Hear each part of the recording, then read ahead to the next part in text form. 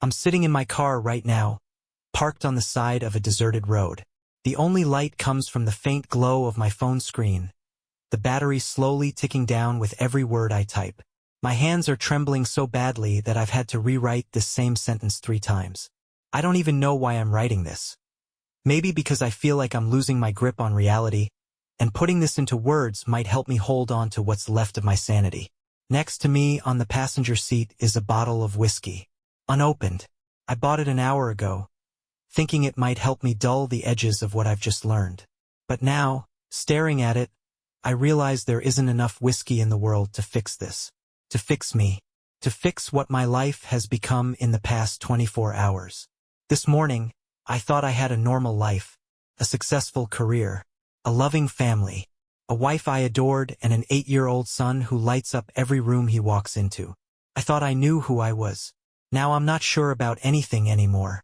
The things I've discovered, they feel like they've been pulled straight out of someone else's nightmare. It's like I've been thrown into a sick, twisted story, except I'm the main character, and I can't wake up. The person I thought I knew best in this world, the woman I've loved for 8 years, turns out to be a complete stranger. And the lies she's told me, I can't even wrap my head around them. I guess I need to start from the beginning, back when everything still felt normal, back when I believed my life was real. My wife, Amanda, and I have been together for 11 years, married for 9.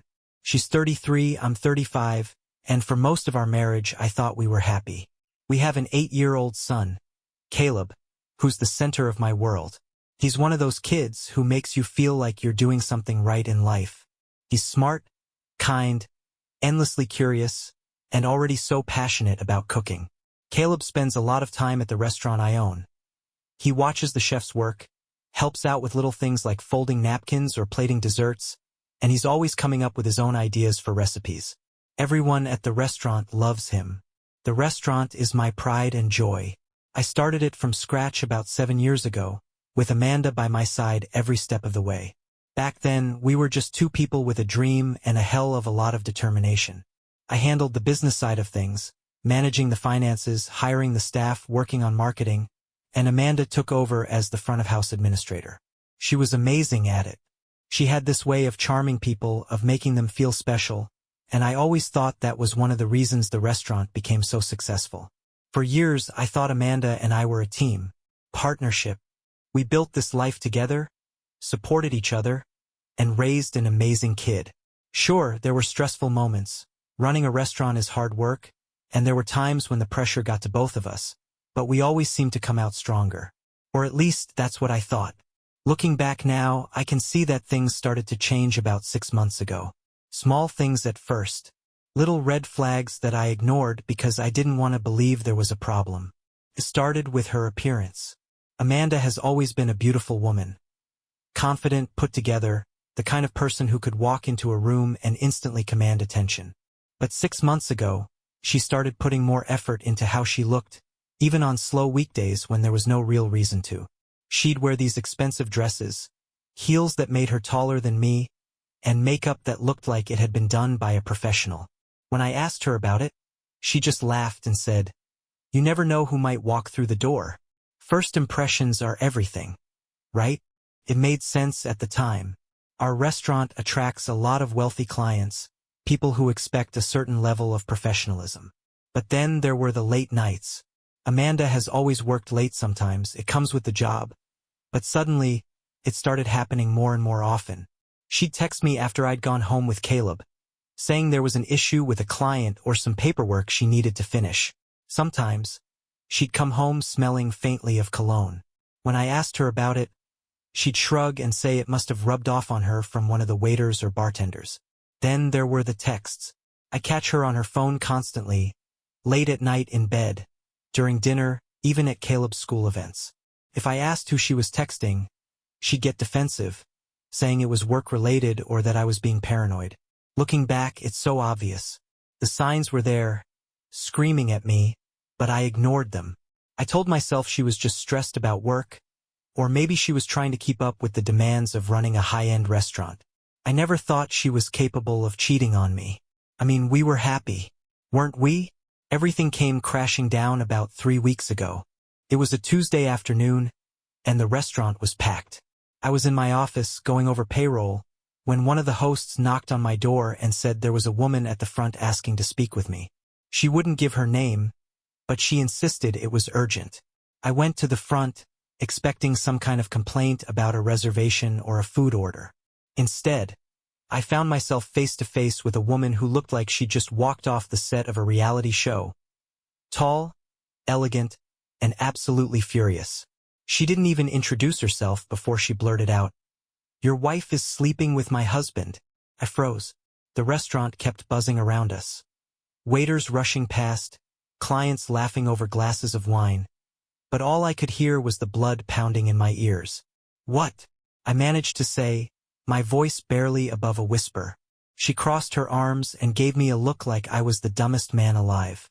"Your wife, Amanda. She's been screwing my husband, Peter, for months. Did you really not know?" I just stood there, staring at her, my mind racing. Peter was one of our regulars, a wealthy businessman who came in almost every week. He always requested a private table, ordered the most expensive wine, and tipped generously. Amanda was the one who always handled his bookings. I'd even met him a few times, shaking his hand and thanking him for his business, completely oblivious to the fact that he was screwing my wife. The woman, let's call her Susan, pulled out her phone and shoved it in my face. There it was, undeniable proof. Photos of Amanda and Peter together. One of them sitting in his car, their faces close as they kissed. Another of them at a hotel, her arm wrapped around him as they walked through the lobby. "I thought you deserved to know," Susan said, her voice sharp. "He's been lying to me, and apparently she's been lying to you. You're welcome." And with that, she turned and walked out, leaving me standing there like an idiot in the middle of my own restaurant. That night, after Caleb was asleep, I confronted Amanda. I showed her the photos and demanded an explanation. At first, she denied everything, calling Susan crazy and insisting the photos were fake. But when I pressed her, she broke down and admitted the truth. "It didn't mean anything," she said, crying. "It was just sex. A stupid mistake. I love you, I swear. A mistake. Months of lies and sneaking around, and she called it a mistake." That night, as I sat across from Amanda, I felt like I was staring at a stranger. The woman I had spent nearly a decade building a life with, the woman I thought I knew better than anyone, was sitting on the couch, her face blotchy from crying, and yet all I could see was the cold, hard truth of what she had done. Her words kept echoing in my head. It didn't mean anything. It was just sex. A stupid mistake. How could she say that? How could she try to reduce months of sneaking around, lying, and humiliating me into something as trivial as a mistake? I leaned forward, elbows on my knees, gripping my phone so tightly my knuckles turned white. The photos Susan had shown me were burned into my memory. Amanda and Peter in his sleek black car, their faces inches apart as they kissed. Amanda in that expensive red dress I'd complimented her on, walking arm in arm with him into a luxury hotel. I finally broke the silence. "Do you even understand what you've done?" I asked, my voice low and sharp. "Do you realize how much damage you've caused? To me, to Caleb, to our family?" She flinched like I had slapped her, fresh tears spilling down her cheeks. "I know, Jack. I know I messed up. I hate myself for it. I've been so stupid.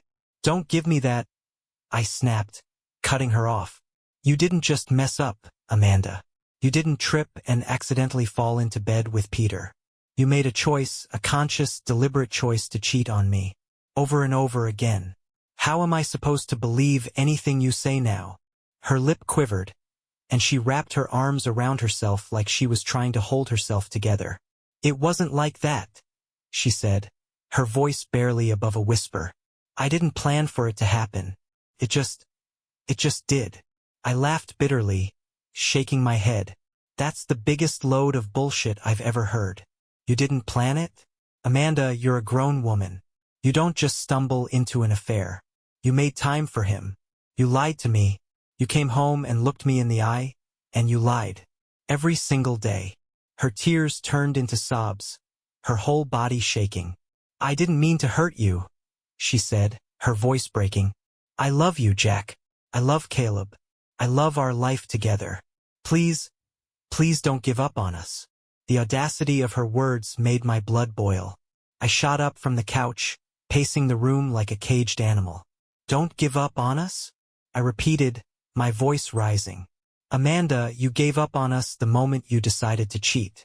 You threw everything away, our marriage, our trust, our family. For what? For some rich asshole who probably sees you as nothing more than a plaything. She flinched again, but I didn't care.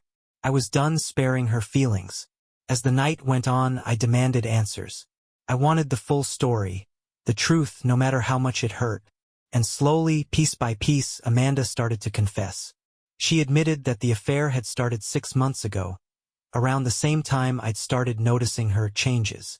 Peter had been coming to the restaurant for over a year, always sitting at the best table, ordering the most expensive wine, and tipping generously. Amanda was the one who handled his reservations, making sure he was always taken care of. It started out innocent, she said, her voice trembling. He was just nice to me. He noticed me. He'd compliment my hair, my dress, the way I ran the restaurant. He made me feel appreciated. Appreciated. I spat, my anger flaring again. What the hell do you think I've been doing for the past 9 years? Do you think I don't appreciate you, Amanda? Do you think I don't notice all the hard work you put in? I've supported you in everything. Everything. And you throw that back in my face because some rich douchebag tells you you're pretty. Her head dropped, and she wiped at her eyes. I know it sounds pathetic. I know. But it wasn't just that. You were so busy with the restaurant and Caleb, I felt like you didn't even see me anymore. I froze, her words hitting me like a punch to the gut. I wanted to argue, to tell her she was wrong, but a part of me knew she wasn't entirely lying. The restaurant was my life. I had poured everything I had into making it successful. For her, for Caleb, for our family. But in doing so, had I pushed her away? No, I couldn't let her shift the blame onto me. This wasn't my fault. I wasn't the one who cheated. Don't try to twist this around, I said, my voice cold. You had options, Amanda. If you were feeling neglected, you could have talked to me. We could have worked on it together. Instead, you decided to sneak around behind my back and destroy everything we built. That's on you. She nodded silently, her shoulders slumped in defeat. For the first time, she seemed to understand the gravity of what she had done. The days that followed were some of the hardest of my life. I couldn't look at Amanda without seeing those photos in my head. I couldn't sit at the dinner table without wondering how many times she'd lied to me while sitting in that same spot. Every part of our life felt tainted, like it had been infected by her betrayal. Caleb noticed that something was wrong almost immediately. He's a smart kid, too smart for his own good sometimes, and it didn't take him long to pick up on the tension between us. Dad, why are you sleeping on the couch? He asked one morning, his big brown eyes filled with confusion. I froze, my heart breaking at the innocence in his voice. How was I supposed to explain something like this to an 8-year-old? How could I tell him that his mother, the person he adored more than anyone, had destroyed our family? Daddy's just not sleeping well, I lied, forcing a smile. The couch is more comfortable for now. He nodded, accepting my answer, but I could tell he didn't believe me. At the restaurant, things weren't much better. Word travels fast in our industry, and it didn't take long for the staff to start whispering. I overheard one of the waiters talking about Amanda and Peter in the break room, and it took every ounce of self-control I had not to lose my temper. But the worst part was Peter himself. He kept coming to the restaurant like nothing had happened. He'd stroll in, flashing that smug smile of his, and Amanda, ever the professional, would still handle his reservations. Watching them interact made my stomach churn, but I refused to confront him in public. Amanda begged me not to ban him from the restaurant. He's a valuable client, she said, her voice pleading.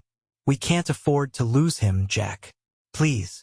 Her audacity was staggering. She was more worried about losing a wealthy customer than about the damage she had done to our marriage. The final straw came about a week later. I had been avoiding Amanda as much as possible, spending long hours at the restaurant and sleeping on the couch at home.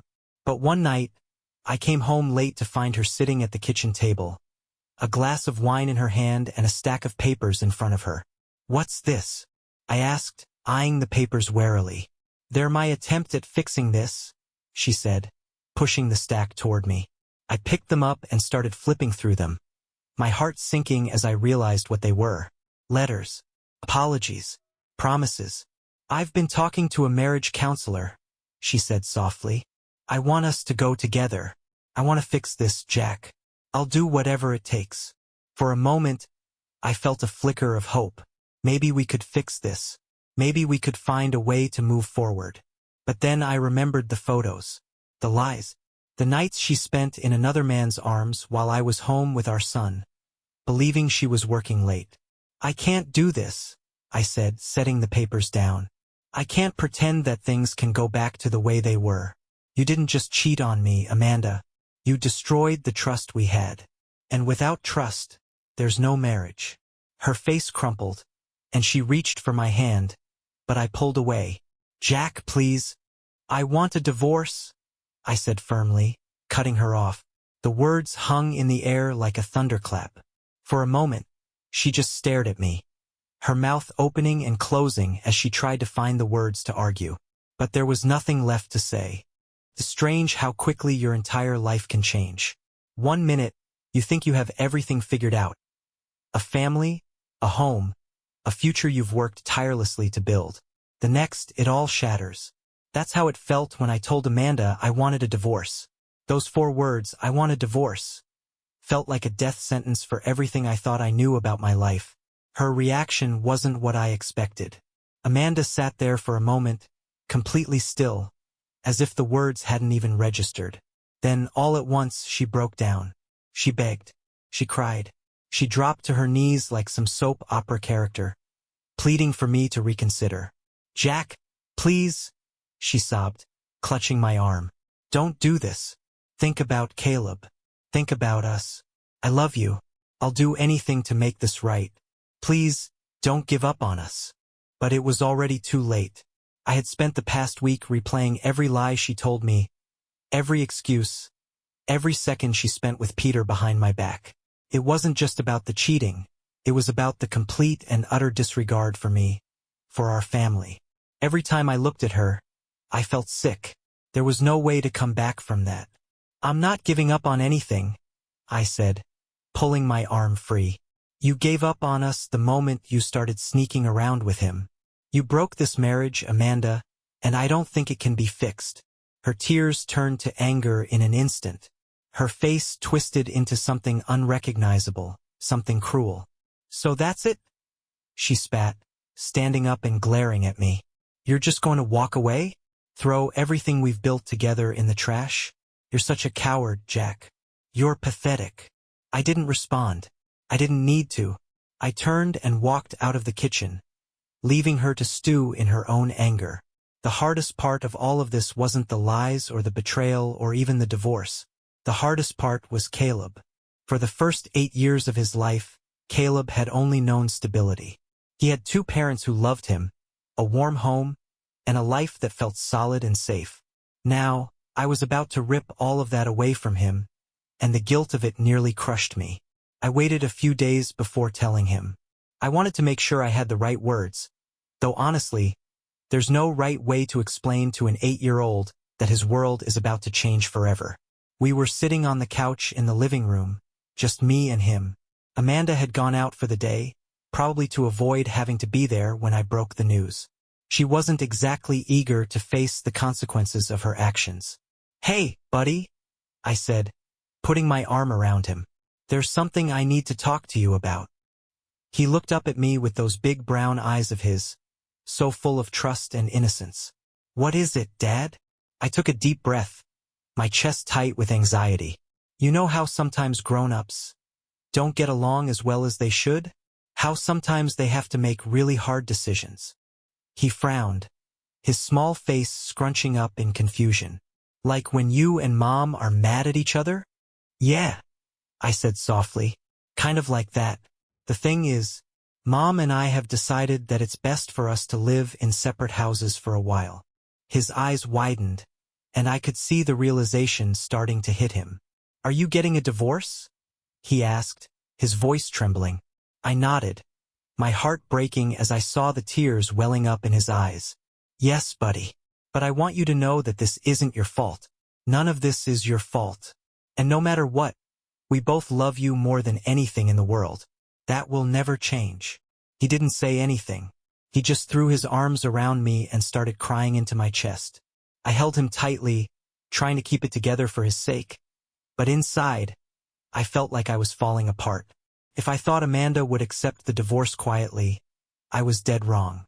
The moment I filed the paperwork, she turned into a completely different person. The woman who had once begged me for forgiveness was now hell-bent on making my life a living nightmare. First, there were the lies she told Caleb. She started planting little seeds of doubt in his mind, trying to turn him against me. "Your dad doesn't care about us," she told him one night when I wasn't home. "He's the one who's breaking up our family. He doesn't want to be with us anymore." When Caleb repeated her words to me, I saw red. I confronted Amanda as soon as I had the chance, my anger boiling over. "What the hell is wrong with you?" I shouted. "How dare you try to turn Caleb against me? This divorce is happening because of you. Because you cheated. Don't you dare put this on me." She crossed her arms and glared at me, her expression defiant. "I'm not lying to him," she said coldly. "You're the one who's giving up on this family." Her audacity was staggering. I couldn't believe she was trying to paint herself as the victim in all of this. But the more I thought about it, the more I realized it wasn't about Caleb at all. She didn't care about how this was affecting him. She just wanted to hurt me. As if dealing with Amanda wasn't bad enough, Peter decided to insert himself into the situation as well. I started noticing him around the restaurant more often, always sitting at his usual table, smirking like he owned the place. Felt like he was taunting me, daring me to say something. One night, I finally snapped. He was sitting at the bar, nursing a glass of whiskey, when I approached him. "What the hell are you doing here?" I demanded, my voice low but furious. He looked up at me, completely unfazed. "Just enjoying a drink," he said casually. "Is that a problem?" "Yes, it's a problem," I said through gritted teeth. "You've already destroyed my marriage. The least you can do is stay the hell out of my restaurant." He chuckled, taking a slow sip of his drink. "Your restaurant? Last time I checked, I'm a paying customer. And besides, Amanda doesn't seem to have a problem with me being here." His words hit me like a punch to the gut. The smug look on his face made me want to throw him out right then and there, but I knew that would only make things worse. Instead, I turned and walked away, my fists clenched at my sides. Later that night, I confronted Amanda about it. "Why the hell is Peter still coming here?" I demanded. "Do you have any idea how humiliating that is for me?" She shrugged, her expression indifferent. "He's a client, Jack. A valuable one. I'm not going to turn him away just because you're jealous." "Jealous?" I repeated, my voice rising. "You think this is about jealousy? Amanda, this is about respect. Something you clearly don't have for me, or for this restaurant." She rolled her eyes, as if I was the one being unreasonable. "You're being ridiculous," she said, brushing past me. Her complete lack of remorse was infuriating. I realized then that she wasn't sorry for what she had done. She wasn't sorry for the affair, or for the lies, or for the way she was trying to manipulate Caleb. She was only sorry that she had been caught. In the weeks that followed, more secrets started to come to light. I found out that Amanda hadn't just been lying about the affair. She had also been hiding things about our finances. I discovered that she had been using the restaurant's credit card to pay for her outings with Peter. Expensive dinners, hotel stays, even gifts. Thousands of dollars had been siphoned out of the business account without my knowledge. When I confronted her about it, she didn't even try to deny it. "I needed to keep him happy," she said bluntly. "He's one of our biggest clients, Jack. Losing him would have been bad for the restaurant." I couldn't believe what I was hearing. She was trying to justify stealing from our business to fund her affair. "That's your excuse?" I said, my voice shaking with rage. "You were keeping him happy? Amanda, do you even hear yourself?" You've destroyed everything we built together. Everything. But she didn't care. She didn't apologize. She just walked away, leaving me to deal with the fallout. It's been months since I first discovered Amanda's affair, but it feels like the wounds are as fresh as the day I found out. If the betrayal itself wasn't enough, everything that followed, her lies, her manipulation, her complete disregard for the life we built together, has only poured salt into the wound. This wasn't just the end of my marriage. It was the complete collapse of the life I thought I knew. I wanted to believe there was a limit to Amanda's selfishness, a line she wouldn't cross. But with every passing week, she's proven me wrong over and over again. What started as infidelity spiraled into something far worse. Something toxic, destructive, and unforgivable.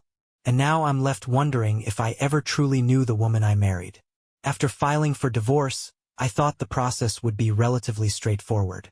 We'd divide our assets, work out a custody arrangement for Caleb, and move on with our lives. But I underestimated Amanda's capacity for vindictiveness. First, she seemed cooperative. She agreed to let me keep the restaurant, something I had fought hard for during our initial discussions.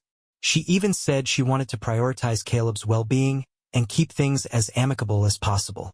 For a moment, I thought we might be able to navigate this mess without destroying each other in the process. I should have known better. It all started when I mentioned Caleb's custody. I had assumed we'd share custody 50-50, an arrangement that would allow Caleb to spend equal time with both of us. But Amanda immediately shot that idea down. "I'm his mother," she said coldly. "He belongs with me." Her words hit me like a slap in the face. "What are you talking about?" I asked, trying to keep my voice calm. "Caleb needs both of us. We should be working together to do what's best for him." "What's best for him," she said, her tone dripping with condescension, "is stability. He needs one home, not two.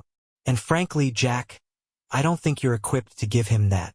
I stared at her in disbelief. "Are you serious right now? I've been there for Caleb every step of the way. I've been the one holding this family together while you were sneaking off with Peter. And now you're trying to take him away from me." She shrugged, her expression cold and calculated. "I'm just thinking about what's best for him. If you want to fight me on this, go ahead. But I promise you, Jack, you'll lose." And that's when I realized what this was really about. Amanda didn't care about Caleb's well-being. This was about control, about punishing me for walking away from her. True to her word, Amanda made the custody battle as difficult as possible. She painted herself as the perfect mother, the one who was always there for Caleb, the one who put his needs above everything else. And she painted me as the absent father, too focused on work to care for his own son. She even brought up my long hours at the restaurant, twisting it into something sinister. "Jack is hardly ever home," she told the court. "He's always at the restaurant, leaving Caleb with babysitters or alone. I've been the one providing him with love, attention, and stability." It was a complete lie. Yes, I worked long hours, but I was always there for Caleb when he needed me.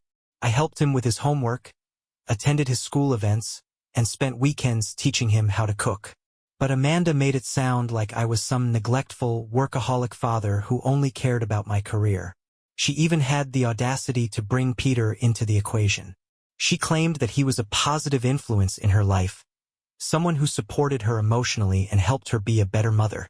Hearing her say those words in court made my blood boil. Peter wasn't a positive influence. He was a homewrecker, a man who had no problem destroying my family for his own selfish desires. But Amanda made it seem like he was some kind of saint while I was the villain. The worst part of all of this was what it did to Caleb. He was too young to fully understand what was happening, but he could sense the tension between us. And Amanda didn't hesitate to use that to her advantage. She started whispering lies to him, planting seeds of doubt in his mind. "Your dad doesn't love us anymore," she told him one night. "That's why he wants to leave." When Caleb repeated those words to me, my heart broke. I tried to explain the situation to him as best as I could. But how do you tell an 8-year-old that his mother is a liar? "Buddy, I love you more than anything," I told him, my voice trembling. "I'm not leaving you. I'm not leaving us." Sometimes grown-ups, they make mistakes and they have to figure out how to fix them. But I promise you, no matter what happens, I'll always be here for you. He nodded, but I could tell he didn't fully understand. How could he? He was just a kid, caught in the middle of a war he didn't ask to be a part of. Just when I thought things couldn't get any worse, Amanda dropped a bombshell that completely blindsided me. It happened during one of our mediation sessions.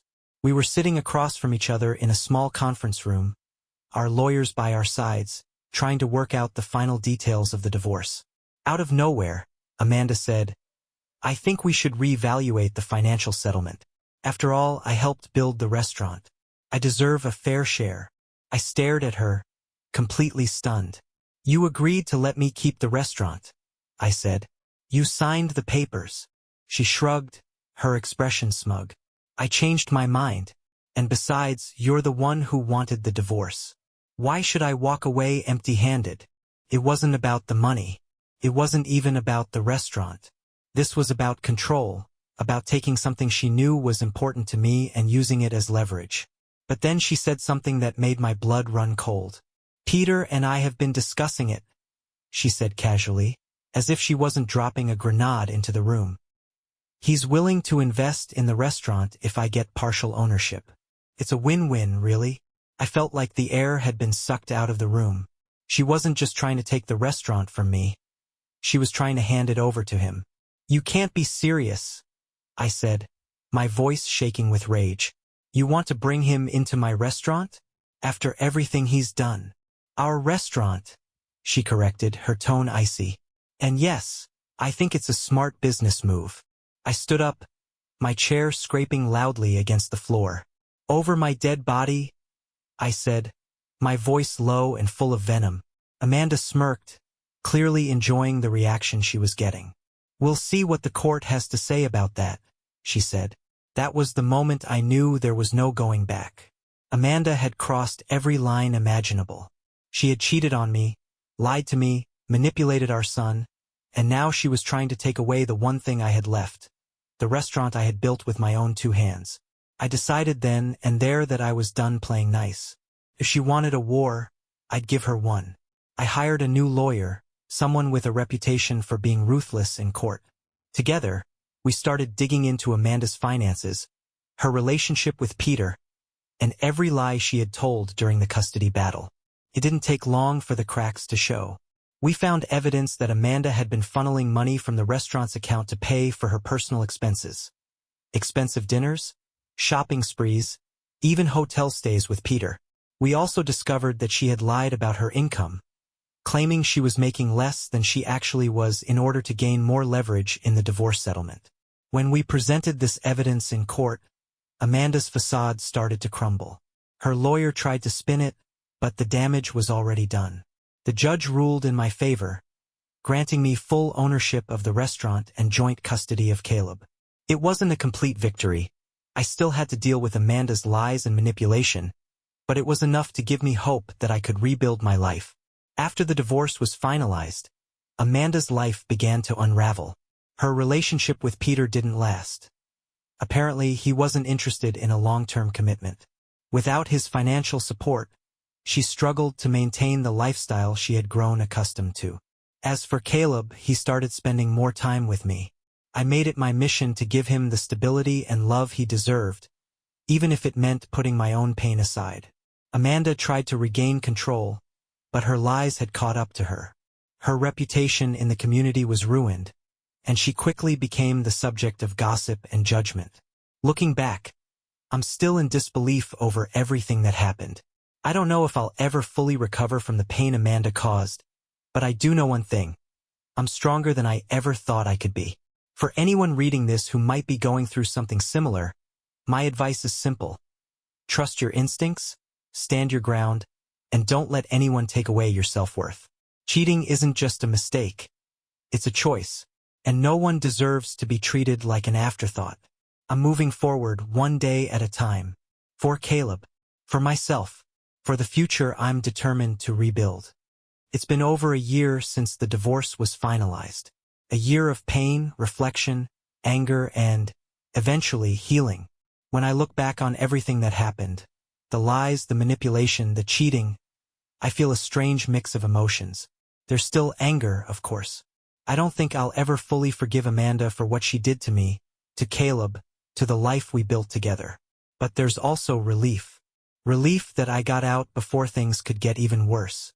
Relief that I was able to hold onto the one thing that mattered most, my son. Life doesn't look anything like it did before, but maybe that's not such a bad thing. The road to this point hasn't been easy, and I'm still learning how to navigate this new reality. But for the first time in a long time, I feel like I'm in control of my own life again. After the divorce, I made the decision to focus entirely on two things: Caleb and the restaurant. Amanda had tried to ruin both, but I was determined to rebuild what she had broken. The restaurant is thriving now, more than it ever was when Amanda was involved. Once the court granted me full ownership, I made some changes to ensure that nothing like this could happen again. I hired a new front-of-house manager, someone professional, trustworthy, and not emotionally tied to the business. I also took a closer look at our finances, tightening up every loophole Amanda had exploited. It wasn't easy at first. There were days when just stepping into the restaurant felt like a reminder of everything I had lost. But slowly I started to reclaim it as my own. The staff rallied around me, and so did the regular customers. They could see how hard I was working to move forward, and their support meant everything. As for Amanda, I've done my best to limit contact with her as much as possible. We only communicate about Caleb, and even then it's usually through email or text. The few times we've had to speak in person have been tense, to say the least. She still tries to play the victim, acting like I'm the one who wronged her. But I've stopped letting her get under my skin. Her relationship with Peter fell apart not long after the divorce was finalized. I'm not surprised. From what I've heard, he moved on to someone else, some younger, flashier woman who probably doesn't know about his history of infidelity. Amanda tried to act like she didn't care, but I could see the bitterness in her eyes the last time I saw her. If there's one thing I've learned through all of this, it's that kids are far more resilient than we give them credit for. Caleb has been my rock through this entire ordeal, even when I felt like I was failing him. In the months following the divorce, I made it my mission to be the best father I could possibly be. I adjusted my work schedule so I could spend more time with him, making sure he always knew he was my top priority. We started doing weekly dad and son nights where we'd cook dinner together, watch a movie, or just talk about whatever was on his mind. One night, as we were making his favorite dish, homemade pizza, he looked up at me and said, "Dad, I'm glad you're happy again." I froze, my hands covered in flour, and stared at him. "What do you mean, buddy?" He shrugged, a small smile on his face. "You just seem happier now. Like you're not sad anymore. I like it." His words hit me harder than I expected. I hadn't realized how much my emotions had affected him during the divorce, but hearing him say that made me realize how far we'd come. Caleb still spends a lot of time at the restaurant, and the staff absolutely adore him. He's already talking about wanting to run the place when he's older, and honestly, I couldn't be prouder. Watching him grow and thrive has been the greatest silver lining in all of this. Of course, Amanda hasn't made things easy. Even after everything that happened, she's still trying to maintain control in whatever way she can. For months, she tried to undermine my relationship with Caleb. She'd tell him things like, "Your dad doesn't understand you like I do," or, "If it were up to your dad, he'd have you living at the restaurant full-time." At first, Caleb seemed confused by her words. He'd come to me with questions, asking if what she said was true. I always made sure to be honest with him, explaining things in a way he could understand without bad-mouthing Amanda. "Your mom and I don't always agree on things," I told him once. "But that doesn't mean I don't love you or want what's best for you. I'll always be here for you, no matter what." Eventually, Caleb started seeing through her manipulation on his own. He's a smart kid, and it didn't take long for him to realize that Amanda's words didn't match her actions. She'd promised to spend time with him, only to cancel at the last minute. She'd buy him expensive gifts, but never show up to his soccer games or school events. I never celebrated her failures as a parent, but I couldn't ignore the relief I felt when Caleb started gravitating toward me more and more. He knew who was really there for him, and that was all that mattered. About 6 months after the divorce was finalized, I uncovered something that made me question everything I thought I knew about Amanda. It happened by accident, as most revelations do. I was going through some old files in the home office, things I hadn't touched in years, when I came across a folder labeled Personal. Inside, I found bank statements, receipts, and other documents that didn't make sense at first. But as I started piecing them together, a disturbing picture began to emerge. Amanda hadn't just been funneling money from the restaurant to fund her affair. She had been secretly stashing money in a separate account, an account I had no idea existed. Tens of thousands of dollars had been siphoned away over the course of several years. It wasn't just about Peter. This was something bigger, something premeditated. I confronted her about it the next time we spoke, my voice shaking with anger. "How long have you been stealing from me?" I demanded, holding up the documents. Her face turned pale, and for the first time in months, she didn't have a snarky comeback. "Jack, I can explain." "Explain," I snapped. "You've been lying to me for years, Amanda. Years. And now you're going to tell me you had a good reason for this? Give me a break." She stammered, trying to come up with some excuse, but I didn't want to hear it. I handed the documents over to my lawyer the next day, determined to make sure she faced the consequences of her actions. Despite everything Amanda has done, I finally reached a point where I can start to let go of the anger. I'll never forget what she put me through, but I refuse to let her hold power over me anymore. These days, my focus is entirely on Caleb and the future we're building together. The restaurant is thriving, and I'm even considering opening a second location. It's something I never would have thought possible a year ago, but now it feels like a fresh start. I've also started to dip my toes back into the dating world. It's been slow and awkward, but I'm learning how to trust again. Something I didn't think I'd ever be able to do. For anyone reading this who's going through something similar, my advice is this: don't let someone else's actions define your worth. Cheating isn't a reflection of who you are. It's a reflection of who they are. You deserve better. I'm finally starting to believe that I do, too.